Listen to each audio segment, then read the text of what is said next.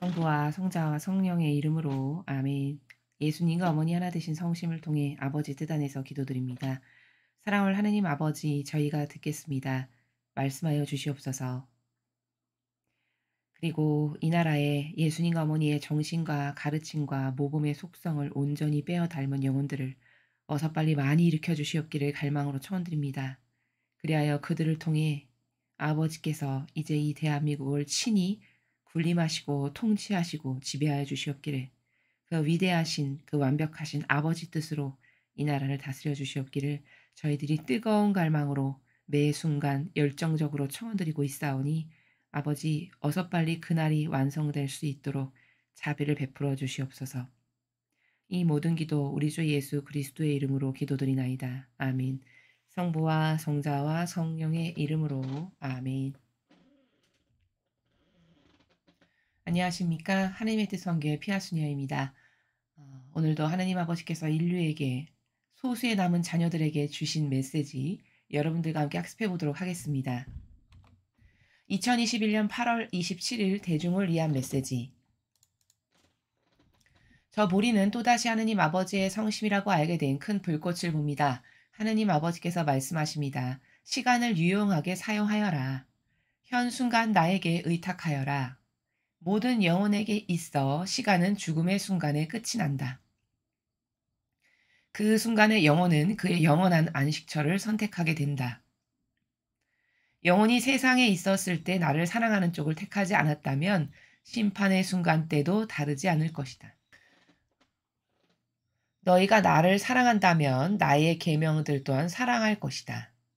그리고 나에 대한 사랑에서 나를 기쁘게 해주기 위해 노력할 것이다. 나의 낙원에 비할 만한 즐거움은 지상에 없다. 지상에서 나를 깊이 사랑하는 이들은 영원토록 나의 발치에 머무를 것이다. 주님의 말씀입니다. 하느님 감사합니다.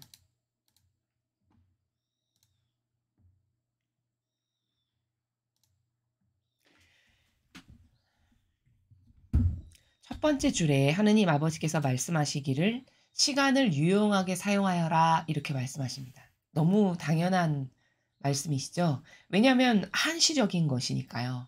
한시적인 것이니까 유용하게 써야 되는 것이 당연한 것이죠. 그러나 우리의 문제는 뭘까요? 간과하고 살아간다는 게 또 문제죠. 우리 모두는 다 마지막을 향해 내달리는, 그러니까 조금씩 타들어가는 초와 같죠. 우리의 이 한시적인 생명이라는 것은. 그러나 여러분 평상시에 '아 나 지금 타들어가고 있는 초니까 1분 1 초를 아껴서 써야 돼.' 이렇게 생각하나요? 대다수의 사람은 그런 생각을 잘 못합니다.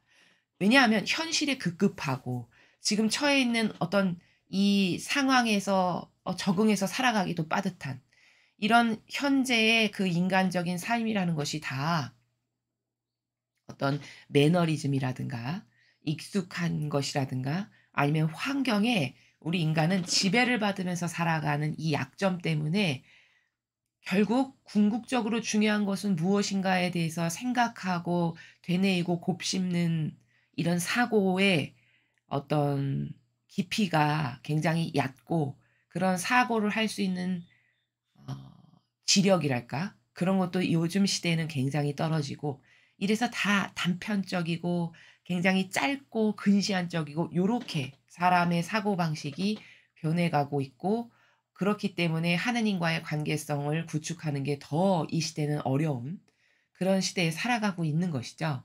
그래서 아버지는 첫 줄에 지금 "시간을 유용하게 써라." 왜일까? 시간은 한시적이고 짧은데 그 짧은 시간 안에 과연 네가 어떤 것을 이 지상에서 수행할 건지, 나를 사랑할 건지, 네 육과 네 자아가 좋아하는 걸 선택할 건지, 아니면 네가 한평생 옳다라고 믿었던 제도 전통에 계속 맹종하면서 살다 죽을 건지, 이게 이 짧은 시간 안에 결판 날 거고, 그때 행한 것이 입증 증거로 다 천상에 보여질 것이기 때문에 굉장히 중요한 시간을, 찰나찰나의 이 중요한 시간들을 우리가 지금 살아가고 있다는 것이죠. 현순간 나에게 의탁하여라. 지금 아버지께서 현순간 나에게 의탁하여라 말씀하시는 저 행간의 나라는요, 사실 어떤 나라에서 어떤 의지를 가지고 아버지께서 말씀하시는 거냐면, 얘들아, 시간이 얼마 남지 않았단다. 이 의중의 나라에서 말씀하시는 겁니다. 그러니까 굉장히 중요하고 무서운 사실이죠. 얼마 안 남았으니까 어서 어서 나에게 의탁하여라. 이 말씀이신데 요렇게 표현을 하시는 거거든요. 모든 영혼에게 있어 시간은 죽음의 순간에 끝이 난다. 그렇죠. 우리의 생명이 이제 완전히 이 육을 떠나고 끊어진다. 그러면 우리에게 주어졌던 이 지상의 시간은 다 끝나는 거죠. 즉 우리가 죽는 순간에 내가 그토록 이 지상에서 애쓰고 갈망하고 행했던 모든 것들 이제 그것도 다 마감이 되는 거죠. 그 순간에 영혼은 그의 영원한 안식처를 선택하게 된다. 자, 지금 저 말씀하신 문장 굉장히 중요합니다. 자, 왜냐하면 저희 강의를 들으시는 그 어머님, 아버님들 중에 어 자손이 어느 정도 인제 좀 장성하신 분들은요. 오늘 이 강의를 자손분들에게 들려주시거나 아니면 저희 강의를 잘 들으시고 꼭 자식들에게 "이거 굉장히 중요하니까 내가 이 세상에서의 생을 마감할 때 너희들은 꼭 이렇게 해 다오." 하고 꼭 부탁하셔야 됩니다. 자, 어떤 거를 부탁하셔야 된다고 제가 말씀드리는 거냐면 지금 아버지께서 죽는 순간에 모든 것이 다 끝나고 그 죽음의 순간에 영혼은 영원한 안식처를 선택할 건지 아니면 지옥으로 갈 건지가 그 순간에 결정난다는 말씀이시거든요. 우리가 죽을 때요. 그 죽어서 생명이 끊어져서 이제 몸을 떠날 때 육을 떠날 때 이때 마귀가 가장 많이 그 영혼을 채가려고 그 영혼 주변에 들끓습니다. 이게 사실이에요. 그래서 자손 되시는 분들은요. 부모님들이 돌아가시게 되면 돌아가실 때 가장 많은 기도를 바쳐 드려야 돼요. 그 시신 옆에 지키고 앉아서. 가장 많은 기도를 끊어지지 않고 계속 바쳐 드려야 됩니다. 그래야 그 부모님의 영혼이 그 돌아가시기 직전에 마귀가 가장 들끓기 때문에 그 마귀를 선택하지 않고 선을 선택해서 천상의 나라로 잘 가실 수 있게 도와드리려면 이 돌아가실 때 가장 많이 옆에서 기도해야 된다. 이거 반드시 굉장히 중요합니다. 꼭 명심하시고 꼭 하셔야 됩니다. 그러면 언제까지 그 기도를 하나요? 완전히 그 육을 만져봤을 때 완전히 식었을 때. '아 에너지가 인제 하나도 없다. 아 열 에너지가 하나도 없다.' 완전히 차가워졌을 때 육이. 그때까지 계속하셔야 됩니다. 이 에너지가 남아 있으면 이 따뜻한 것이 어떤 온기가 있다는 건 아직 생명력이 에너지가 있다는 뜻이거든요. 그러니까 영혼이 이 육에서 완전히 빠져나간다는 거는 이 육신이 완전히 차가워졌을 때 그때 완전히 나간 거거든요. 그러니까 육신이 완전히 차가워질 때까지 계속해야 돼요, 기도를. 그래서 지금 아버지께서 그 찰나의 순간에 죽어서 인제 영혼이 그 육을 떠날 때 영원한 안식처를 선택할지 악을 선택할지가 판가름 나는 굉장히 중요한 순간이기 때문에 이때 악에게 그 영혼이 잘못 선택하지 않도록 하려면 자손분들께서는 반드시 부모님께서 돌아가실 때 이 주변에서 지키고 앉아서 계속적으로 기도를 하시는 게 너무너무 중요해서 제가 강조해서 말씀을 드리는 겁니다. 영혼이 세상에 있었을 때 나를 사랑하는 쪽을 택하지 않았다면 심판의 순간 때도 다르지 않을 것이다. 자, 지금 저 문장도 굉장히 중요한 말씀이세요. 저 문장에 담겨져 있는 그 본질의 의미는 뭐냐면요. 이런 거죠. 이 세상에서 우리가 살아갈 때 이 나의 생명이 붙어 있었을 때 내가 하느님을 평상시에 사랑하는 것을 충분히 하지 않았다. 예를 들면 이런 거죠. 하느님도 사랑했다가 제도 전통에도 왔다가 왔다 갔다 왔다 갔다 이렇게 하는 신앙. 이거 종교 생활 했다. 아 또 이쪽에 가니까 진짠 것 같아서 여기도 갔다가 또다시 종교 생활로 돌아갔다가 이렇게 왔다 갔다 왔다 갔다 하는 거. 이거 바람직하냐? 이거 결단코 바람직하지 않습니다. 왜냐하면 여기 지금 말씀하신 내용이 뭐냐면요. 심판의 순간 때도 다르지 않을 거다. 평상시에 내가 하느님을 어떤 것이 올바른 진리인지를 분별할 줄 알아 가지고 어떤 게 진짜 참된 하나님의 일꾼인지를 알아 가지고 그 하느님의 일꾼을 통해서 아버지를 올바르게 사랑하는 이 나라에서 지속적으로 살았다. 그러면 그 영혼이 죽을 때도 그 마지막 순간에 생명이 떠나기 직전에 마귀와 선을 선택해야 되는 이 기로에서 올바른 선을 선택할 수 있다는 거예요. 근데 만약에 내가 평상시에 분별도 없고 진리도 모르고 진리를 배워본 적도 없어. 그러면 이런 영혼은 분별이 없으니까 이 세상에서도 신앙생활을 어떻게 했을까요? 왔다 갔다 왔다 갔다를 계속했을 거란 말이죠. 여기가 진짜인 것 같아서 여기도 갔다가 또 제도 전통에 다시 돌아가서 거기서도 좀 신앙생활 했다가 어디가 좋다고 하니까 여기도 갔다가 이런 떠돌이 마치 유랑자 방랑자처럼 왔다 갔다 왔다 갔다 이런 것을 계속했다. 그럼 이건 하느님을 충분히 올바르게 사랑하지 않은 거죠. 이랬던 사람은 굉장히 불리한 게 뭐냐. 죽기 직전에 숨이 끊어져서 완전히 영혼이 육을 떠나기 직전에 자칫 잘못하면 마귀를 선택하기가 십상이에요. 왜 마귀를 선택하기가 십상이라고 제가 말씀드리는 거냐면 이 우리가 종교 생활을 한다는 건 인간적인 선을 선택해서 살아간다는 거거든요. 그러니까 종교 생활을 한다는 건 내가 거기 정서가 익숙하고 내가 수십 년 다니다 보니까 거기가 편안하고 아이 그래도 여태까지 했던 게 있는데 뭐 이런 다양한 인간적인 이유로 예수님의 모범과 정신과 가르침과 다른데도 불구하고 성경에 나오는 진실과는 다른 모범이고 거짓 예언자라는 게 확연히 드러나는데도 불구하고 내 인간적인 선이 여러 가지 이유를 대면서 그 잘못된 이교도에 끊임없이 계속 동조하고 협력하는 관계로 이 종교 생활을 해왔다. 그렇다면 이 사람은 죽을 때 악을 선택할 확률이 굉장히 높다는 거예요. 왜냐? 평상시에 자기가 인간적인 선을 선택하면서 살아갔기 때문에 그러한 기호와 정서가 만연할까요? 안 할까요? 만연하겠죠. 그렇죠? 만연하다는 거죠. 그러면 그러한 기호와 정서를 가지고 있는 이러한 영혼에게 악이 여러분이 생각하는 것처럼 무슨 무시무시하게 이러면서 나타나지가 않아요. 보통 악이라는 것은 여러분이 가장 착하고 선하고 저건 좋은 거야 라고 평상시에 생각했던 모습으로 여러분에게 나타날 거라는 겁니다. 예를 들면 영혼의 우상의 모습으로 여러분에게 다가갈 거라는 거죠. 그럼 여러분은 평상시에 이 지상에서 종교 생활을 충직하게 그것이 익숙해서 내 선이 그게 마음에 들어서 그 정서가 나하고 잘 맞아서 이렇게 계속 그 종교 생활을 한평생 유지했다. 그럼 여러분은 죽기 직전에 선과 악을 반드시 선택해야 될 때 누구를 선택할 가능성이 굉장히 농후하냐. 여러분의 선이 인간적인 선이 한평생 이건 옳아. 아 이건 그래도 괜찮지. 아 이게 착하지라고 생각했던 그 정서의 나라에서 선택할 거라는 거예요. 그럼 악을 선택할 확률이 거의 100%다라는 거죠.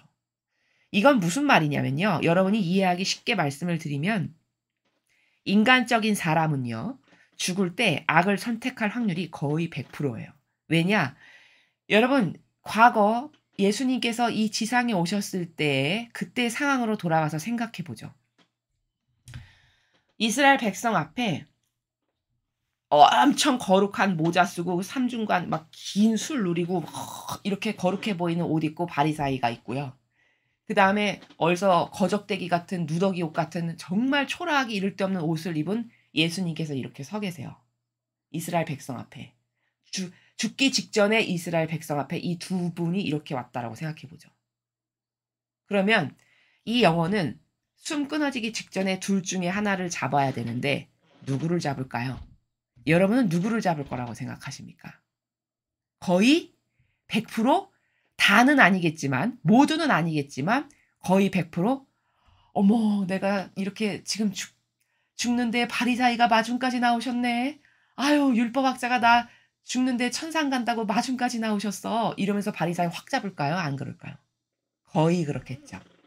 예수님은 저거 뭐야? 생전 보지도 못한 어디서 거적대기나 입은 그 우리 동네 살던 저기 뭐야 요셉의 아들 저 마리아하고 요셉의 아들 저 예수? 아유 저게 왜 왔어? 나 죽는데. 아마 이렇게 생각할 사람도 허다할 겁니다. 그리고 그 두 분의 그 두 명이 자기가 죽기 직전에 육에서 영혼이 빠져나게 하기 직전에 그 두 명이 이렇게 딱 서 있다면 누구를 잡을 거라는 거죠. 거의 다가 바리사율법 학자를 확 잡을 거라는 거예요. 어우, 나를 마중까지 나오셨어. 나 천당 갈래나 보다. 이렇게 생각하고요. 안 그럴까요? 거의 그럴 거라고 확신합니다. 자, 그러면 죽고 나서 그는 어디 간 걸까요? 바리사이가 율법학자가 간 지옥으로 같이 간 거죠.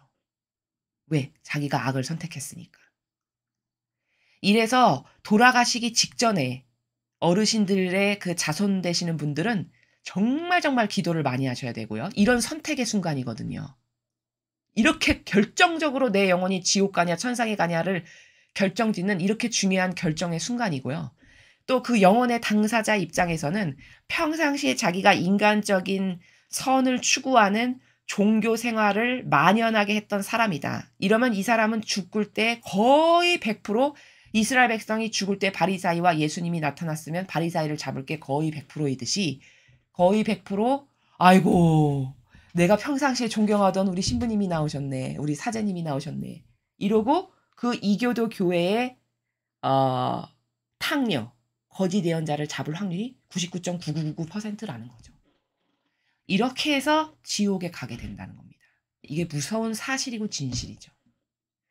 근데 그게 얼마나 진실이냐면 지금 아버지께서 여기 굉장히 이거 깊은 행간이거든요. 영혼이 세상에 있었을 때 나를 사랑하는 쪽을 택하지 않았다면 심판의 순간 때도 다르지 않을 거다. 여러분 이 행간의 깊이가 얼마나 깊은 거냐면요. 얘야, 네가 이 지상에서 나를 올바르게 사랑하는 걸 하지 못했어. 왜 나 하나님 사랑하는데 내가 매일 미사 가고 봉사는 얼마나 많이 했고 내가 묵주기도를 수천 단을 했고 뭐를 했고 이러면 내가 하나님을 사랑한 거지 내가 왜 하나님을 사랑한 게 아니야. 이렇게 항변하겠죠. 대다수의 사람은. 그게 진짜 하나님을 사랑한 거냐. 그는 자신의 정서와 기호를 충족시키기 위해서 내가 좋아하는 종교 생활을 선택한 거지 그건 하나님을 사랑하는 게 아니에요. 여러분 하나님을 사랑한다면 이스라엘 백성들이 바리사 율법학자와 하나 되는 게 하나님을 사랑하는 건가요? 아니죠. 그렇죠? 거길 박차고 나와서 예수님을 따라갔어야 하나님을 똑바로 사랑한 거예요. 근데 이스라엘 백성은 거의 다 자기가 죽기 직전까지도 바리사야 율법학자에게 맹종했던 자기가 옳다라고 착각하는 가운데 죽을 거라는 거죠. 이게 무서운 진실이라는 겁니다. 그리고는 죽는 순간까지도 바리사이가 눈앞에 나타났다면 어이구 나를 죽는데 마중까지 나오셨어? 그러면서 얼른 잡을 거라는 거예요. 사실은 그게 뱀인데 그게 자기를 지옥으로 끌고 가는 마귀인데 그럼 지금을 빗대서 생각해 본다면 지금은 안 그럴 것 같으냐. 여러분 탕녀가 마중 나왔고 이쪽은 허름하고 보잘것없고 쓰러져가는 그 평상시에 하느님의 일꾼이라고 생각조차도 안 해봤던 이런 어떤 사람이 하나 나왔다. 그럼 이교도의 교황권의 탕녀와 그렇게 허름하고 쓰러져가는 알지도 못하는 그리고 이 세상에서 하느님의 일꾼으로 보여지지도 않았던 그런 두 사람이 나왔다면 여러분은 어떤 사람을 잡을 거라고 생각하십니까? 저는 아마 거의 다가 대다수의 사람이 99.999%가 교황권의 그 탕녀를 얼른 냉큼 잡을 거라고 생각합니다. 세상에 나 천국 갈래나 봐. 교황님이 마중 나가셨어. 이러면서. 안 그럴까요? 똑같다는 거죠. 이스라엘 백성과 똑같다라는 겁니다. 이러면 어디 가는 걸까요? 탕녀가 어디 갔을까요, 여러분? 하느님의 일을 똑바로 예수님을 닮은 모범과 가르침과 정신으로 수행했다면 그가 천상에 가겠죠. 그러나 예수님의 정신과 가르침과 모범과 다른 그래서 남까지 매일같이 비소를 먹여가지고 성도들까지 지옥에 가게 한 이런 엄청난 죄악을 저질렀다. 그럼 그는 보나마나 100% 지옥에 가야 되겠죠. 그렇죠? 그런데 나는 그것도 모르고 그 지옥으로 갈 그 영혼을 덥석 잡을 거라는 거죠. 이게 바로 지금 마지막 문장에서 아버지께서 말씀하신 행간의 나라가 영혼이 세상에 있었을 때 나를 사랑하는 쪽을 택하지 않았다면 저는 사랑했는데요. 그 사랑했다는 건 너의 착각이지. 바리사의 율법학자와 하나 된 게 나를 사랑하는 거니? 이렇게 물어보시면 뭐라고 답을 합니까? 아니 천상에 갔는데 아버지께서 저는 하나님을 사랑했는데 왜 지옥에 왔습니까? 이렇게 항변한다면 예. 아니 주님의 집에 들어와서 예수님이나 어머니의 정신과 가르침과 모범과는 다른 영혼의 우상으로 살고 도둑과 강도로서 영혼고 다 탈취하고 갈취해서 부르고 등 따시고 온갖 것 자기 좋은 건 다 자기 거. 그리고 양들은 먹이지 않아서 삐뚤어지게 말라 죽게 하는 이게 내 일꾼이란 말이냐? 이렇게 반문하시면 뭐라고 답변을 하나요? 할 말이 없겠죠. 그렇죠? 나를 사랑하는 쪽을 택하지 않았다면이 바로 이스라엘 백성이 바리살포학자와 충직하게 하나 되고 맹종하고 동조하고 협력하는 완전히 그 충직한 종으로서 살았는데 그들이 저는 하나님을 사랑했습니다. 왜 여기 왔나요? 이렇게 말할 거라는 거예요. 그러나 그것은 진실과는 다른 것이 그 바리사율법학자는 주님 교회를 마귀 소굴이 되게끔 한 장본인이지 결코 하나님의 일꾼이 아니라는 걸 오늘날에 우리는 다 알고 있잖아요. 그러나 그 당시에 이스라엘 백성은 그걸 몰랐다는 사실이죠. 자, 그럼 객관화해서 오늘날의 이교도의 교회를 생각해 보죠. 이교도의 교회에 예수님을 닮은 헌신, 예수님의 정신과 가르침과 모범을 행해가지고 영혼을 구원하기 위해서는 그것이 무엇이건 희생과 고통을 마다하지 않는 이런 모범이 있냐. 있다면 그 리더를 믿고 따라가는 것은 괜찮겠죠. 그러나 그렇지 않고 여러분께 제가 매일같이 말씀드리는 성경 바꾸고 계명 바꾸고 동성애 동조하고 난민 받아들이라고 부추기고 하느님이 중심이 아니라 인간이 중심이다. 사람이 먼저다. 이것 말고도 헤아릴 수 없이 수없이 많은 성경과 다른 악의 논리를 펼쳐서 그 악의 논리를 아무것도 모르는 성도들이 교황님이 말씀하셨대. 그래? 그럼 맞지. 이렇게 해서 따라가게 해서 다 죽게 하는 그 죄악을 저지른 장본인인데 그게 진짜 하느님의 일꾼이라고 생각해서 덥석 잡았다면 그 영혼은 보나마나 그가 갔던 지옥으로 같이 가야 된다는 거예요. 그러나 자기가 그런 악을 선택한다는 걸 깨닫느냐? 절대 깨닫지 못할 거라는 사실이죠. 이래서 무서운 겁니다. 그래서 아버지가 지금 말씀하시기를 나를 사랑하는 쪽을 택하지 않았다면 네가 거짓 예언자나 탕녀나 쫓아다니고 거기와 하나 되고 맹종했어.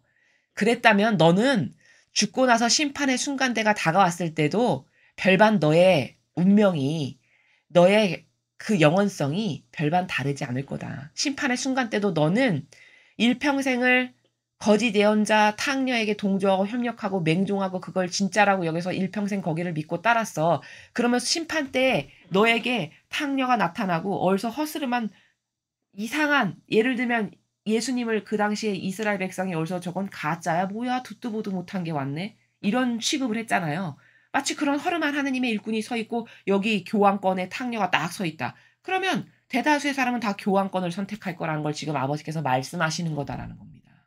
심판의 순간 때도 너는 별반 다르지 않을 거야. 네가 진짜 참된 거를 알아봐서 그걸 선택할 확률은 굉장히 미미하단다. 이 말씀을 이렇게 부드러운 행간에서 말씀하시는 거다라는 거죠. 그래서 인간은요. 진짜 무서운 게 뭐냐면요. 제가 누누이 여러분에게 말씀을 드리지만 굉장히 인간이 지식적이고 합리적이고 논리적이고 과학적일 것 같죠? 그렇지 않습니다. 성경을 배우면 배울수록 진리를 발견하면 발견할수록 깨닫는 인간의 맹점이 뭐냐? 인간은 감성주의자일 그 마귀로 끌려갈 확률이 굉장히 높다는 거예요. 감성주의자는 따르는 기준의 판단 근거가 뭐냐? 진실과 팩트가 아니에요. 나에게 익숙한 거. 내가 일평생 믿고 따랐던 내선. 내가 편안한 거, 내가 좋은 거, 내 정서, 기호. 이게 감성주의자가 무엇을 선택하는 근거입니다.